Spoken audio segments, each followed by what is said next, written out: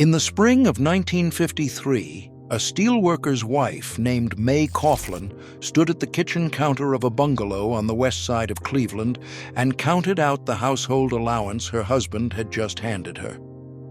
$22. That was the week. $22 for groceries, the milkman, the iceman, the church envelope, and anything else that came up between Monday and Sunday. She spent $18 of it. She put $4 in a Maxwell House coffee tin behind the flour canister. By Christmas, that tin held $143. Her husband never knew it existed. He was not a bad man. He worked the open hearth at Republic Steel for 42 years and never raised his voice at the table. He just believed the paycheck was his and the budget was hers. So she ran a second economy underneath the first one, quiet as a furnace pilot light. We forgot all of it. We forgot what those women did at the kitchen table after the dishes were dry. We forgot they ran the real household economy with no banking rights and no legal standing of their own. We replaced their hidden coffee tins with consumer debt and called it progress. We threw away the most quietly brilliant generation of financial managers this country ever produced because what they did happened in a kitchen, and we decided kitchens did not count.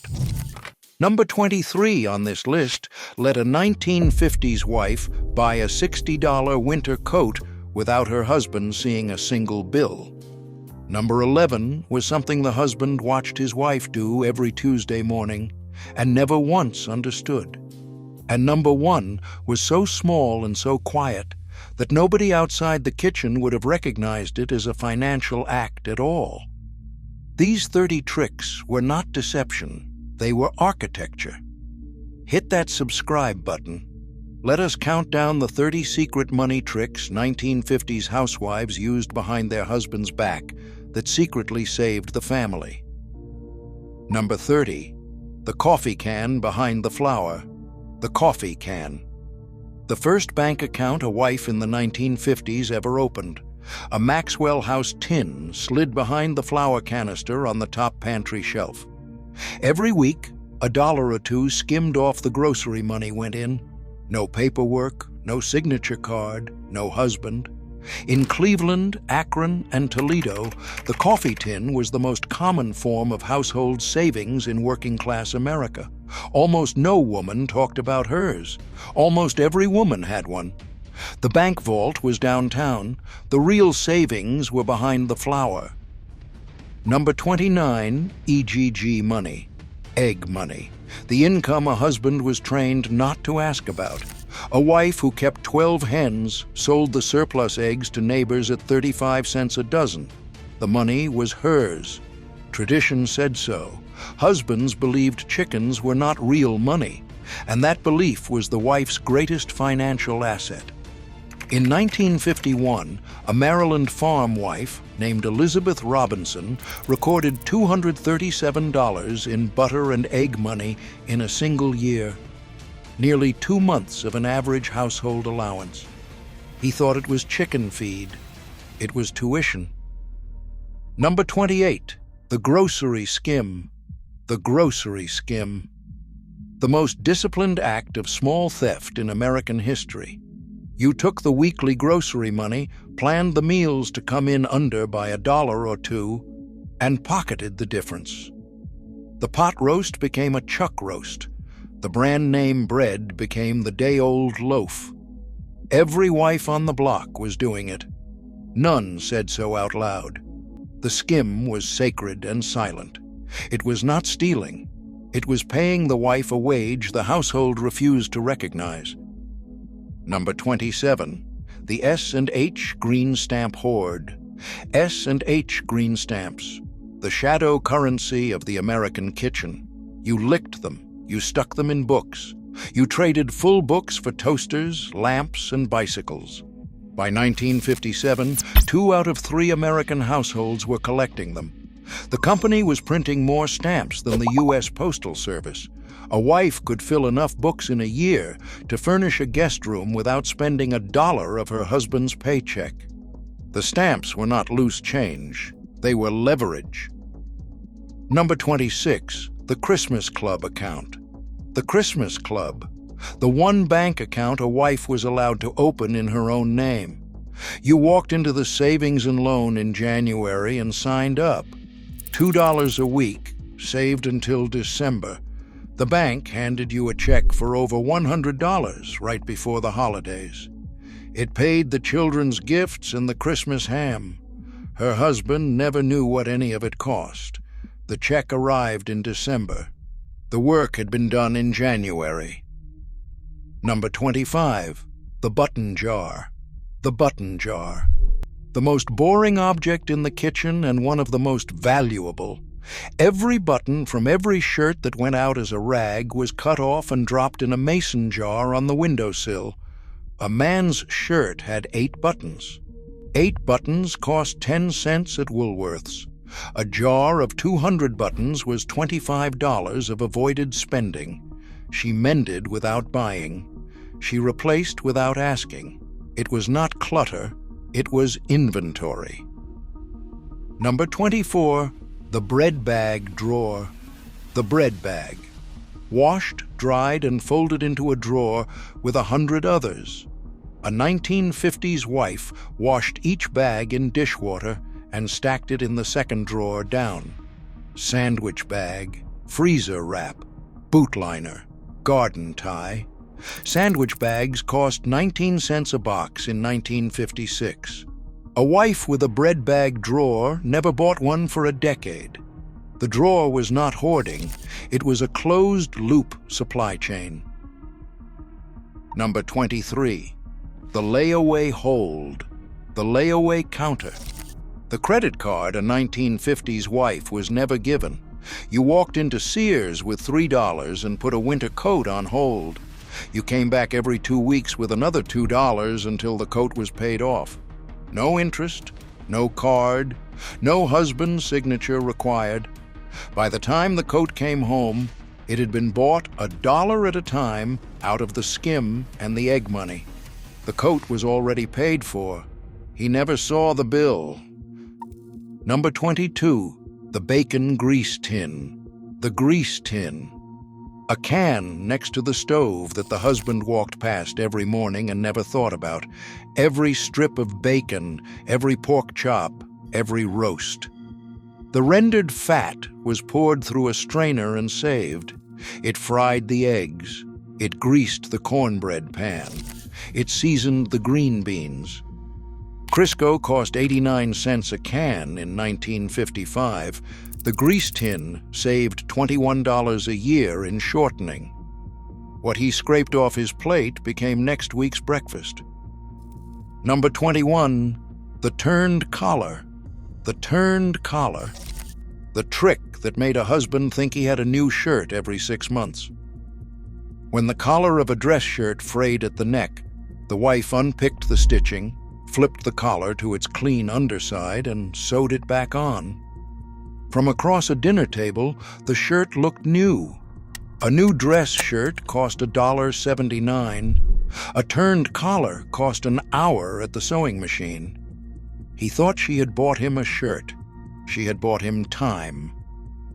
Number 20, the pin money sideline. Pin money. The cash a wife earned by selling something she made and never told anyone about. Some baked pies at 25 cents each. Some took in mending. Some sold strawberry preserves through the side door. $2 a week. $4 a week. All of it cash. All of it hers. The husband saw the empty mixing bowl and assumed it was Tuesday. The wife counted Friday's dollar. Pin money was small. The accumulation of pin money built college funds. Number 19, the pantry rotation. The pantry rotation. A discipline so quiet that no one would have called it a financial system. Every Saturday morning you pulled every can forward and put new purchases in the back. Nothing expired. Nothing was thrown out. Nothing was bought twice by accident. The average American family wasted 15% of its food budget on spoilage. A rotating pantry cut, that to almost nothing. A pantry was not a cupboard. It was a balance sheet with shelves. Number 18, the coupon clipping hour. The Sunday paper, cut apart with kitchen scissors before her husband finished his coffee. She clipped every coupon for things she already bought. She filed them in an envelope behind the radio. By Wednesday, she had $3 to $5 in cuts. The savings went into the coffee can. A Procter & Gamble coupon was worth 10 cents on a 40-cent box of detergent. A 25% return on 5 seconds of scissor work. It was not coupon clipping. It was payroll, paid in newsprint. There is something the polite history of the 1950s has never been willing to say.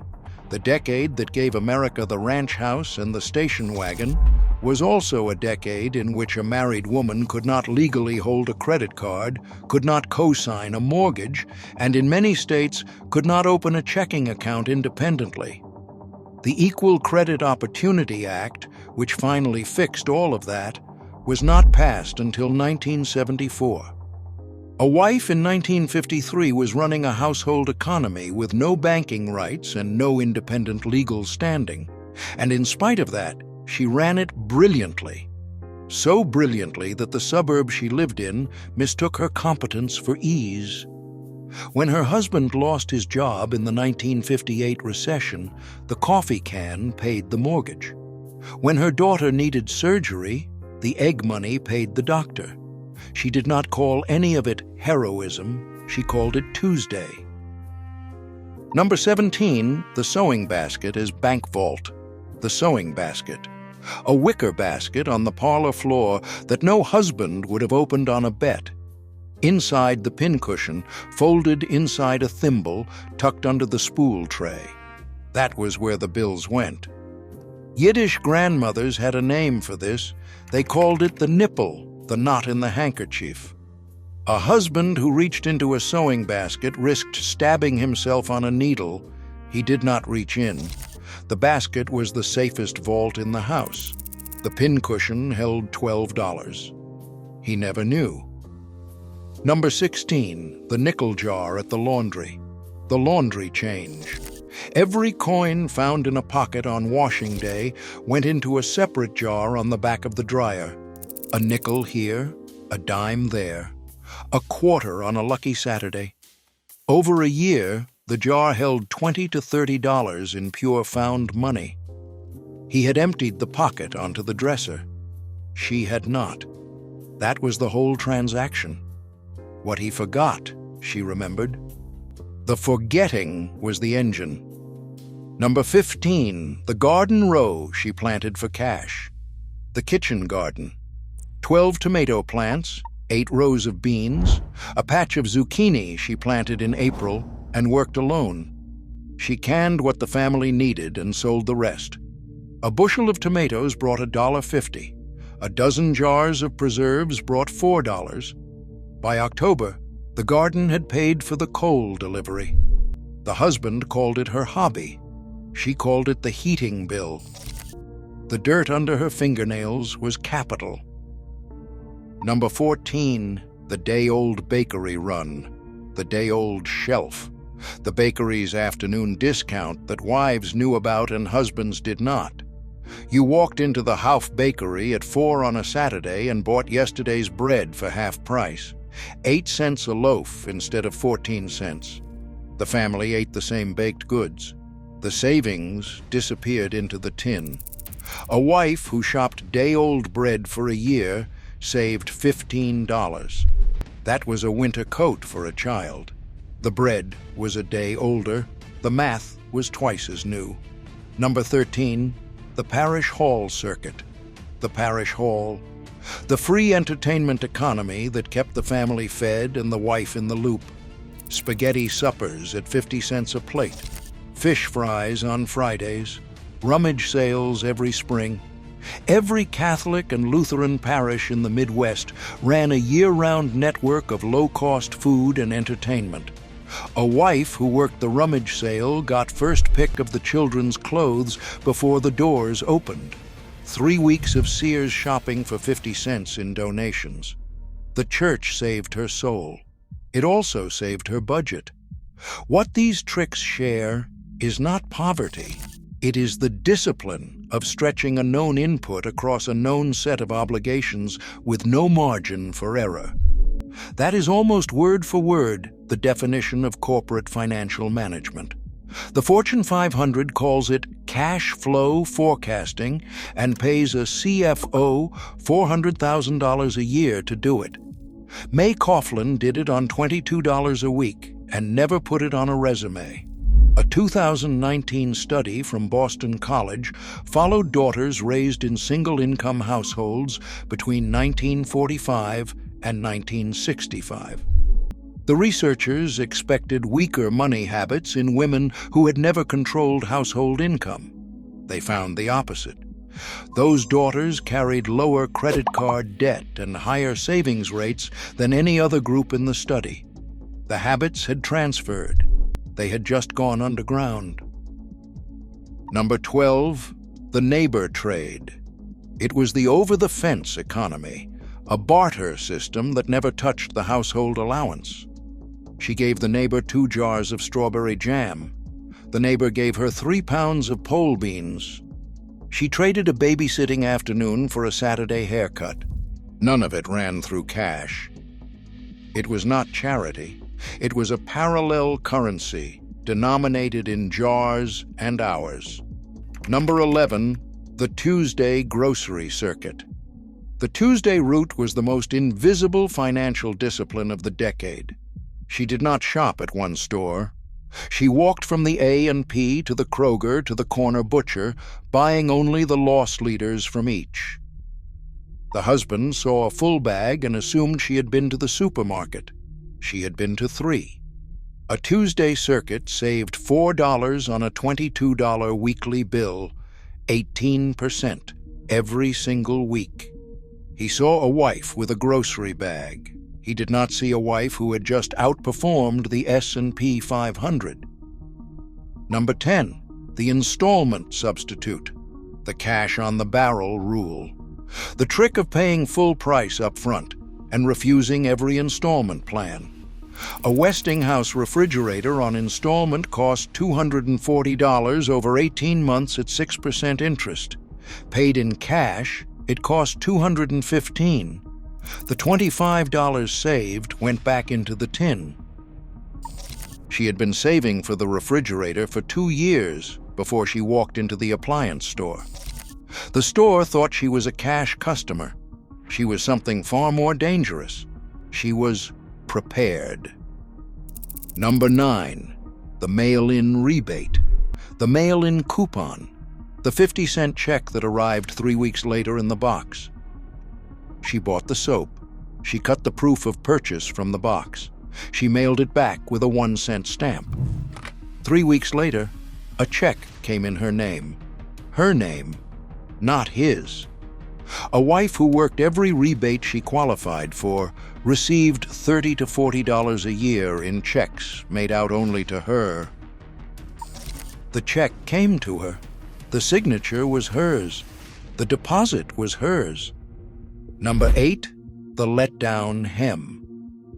This simple trick was the reason her daughter wore the same school dress for 3 school years. When the dress got short, she unpicked the hem and let down the 2 inches folded inside when the dress was sewn. The fade line was hidden with a strip of bias tape that looked deliberate. A new school dress cost $2.98. A let-down hem cost a strip of tape and an evening. The dress grew with the child. Sears never made a dime. Number 7, the flour sack dress. The flour sack. A printed cotton bag that arrived holding 25 pounds of flour and left as a child's Sunday dress. By 1950, flour companies had figured out women were using the sacks for fabric. They printed them in floral and gingham patterns for that purpose. A wife bought flour at the price of flour and got a yard of dress fabric for free. A cotton dress at Penny's was $2. A flour sack dress was the price of flour she would have bought anyway. The flour fed the family. The bag dressed the daughter. Number 6, the wax paper reuse. The wax paper, folded carefully and saved on the kitchen drawer's right side. She did not throw away a sheet that had only touched bread. She folded it, smoothed it flat, and used it again. 3 uses per sheet was standard. 5 was not unusual. A roll of wax paper cost 23 cents in 1956. A wife who got 3 uses bought 1 roll a year instead of 3. The paper was used. It was not used up. Number 5, the haircut at home. The kitchen haircut. 3 boys, 1 stool, 1 pair of wall clippers, 15 minutes per boy. A barbershop haircut in 1956 was 75 cents. A family with 3 sons paid $2.25 every 3 weeks. $39 a year. The wife with clippers paid 0. The clippers cost $6. They paid for themselves in 5 weeks. They lasted 40 years. The first haircut was uneven. The 40th was professional. Number 4, the library instead of the newsstand. The public library. The free version of every magazine subscription in the house. Ladies' Home Journal, Good Housekeeping, McCall's, Life. Look, each was $1 a year on subscription. The library carried all of them for free, with the bonus that the husband never came along. A wife who read at the library saved $6 a year and got a quiet afternoon away from the house. The library was free. The quiet was priceless. Number 3, the faithful little notebook. The notebook. A drugstore composition book in the kitchen drawer with every cent the household spent in 1953 written down in pencil. She tracked it all. Groceries, utilities, church, school, gas, medicine. At month's end, she totaled it and compared it to the month before. By July, she could predict the August bills to within $2. A Federal Reserve study later found that families who kept written household ledgers carried 30% less debt than families who did not. It was the original spreadsheet, written in a composition book at 10 at night. Number 2, the quiet line item veto. The veto. The single most powerful financial tool a 1950s wife ever held. When her husband mentioned the new Buick, she did not argue. She nodded, served the pot roast, and that night quietly subtracted what the car payment would do to the household. The next morning, she said 1 sentence at breakfast about the furnace needing work. The Buick went away. She never said no. She said the truth about the furnace, and the truth did the rest. The veto was invisible. The veto was the household. Number 1, spending less than he brought home. The whole trick. The discipline that made every other trick on this list work. Spend less than he earned. Every week, every month, every year. The amount did not matter. The direction mattered. If the household took in $48 and spent $46, the wife had built $2 of safety. Over a year, those $2 became $104. Over 20 years, with patience and a coffee can, they became a paid-off mortgage. She did not call it investing. She did not call it saving. She just made sure the outgoing number was always smaller than the incoming number, and she enforced that gap with everything she had. Almost every housewife of the 1950s who kept her family afloat did this one thing. Almost none of their granddaughters do. We lost the trick when we decided that a wife who counted pennies was a wife who had failed. She was an economist with no degree, an accountant with no firm, a banker with no charter, running the most important balance sheet in the American century from a kitchen table nobody bothered to photograph. In 1953, Mae Coughlin put $4 in a Maxwell House coffee tin. She did that every week for the next 41 years. When her husband died in 1994, She opened a savings account in her own name for the first time in her life and deposited the contents of the tin and 17 other hiding places around the house. The teller counted out $31,482. She had not stolen any of it. She had earned it, dollar by skimmed dollar, week by quiet week, for the entire length of a marriage. And the man who never knew it was there had been kept alive and housed and fed and buried on the strength of money he never thought existed. Now, you know what was in the can.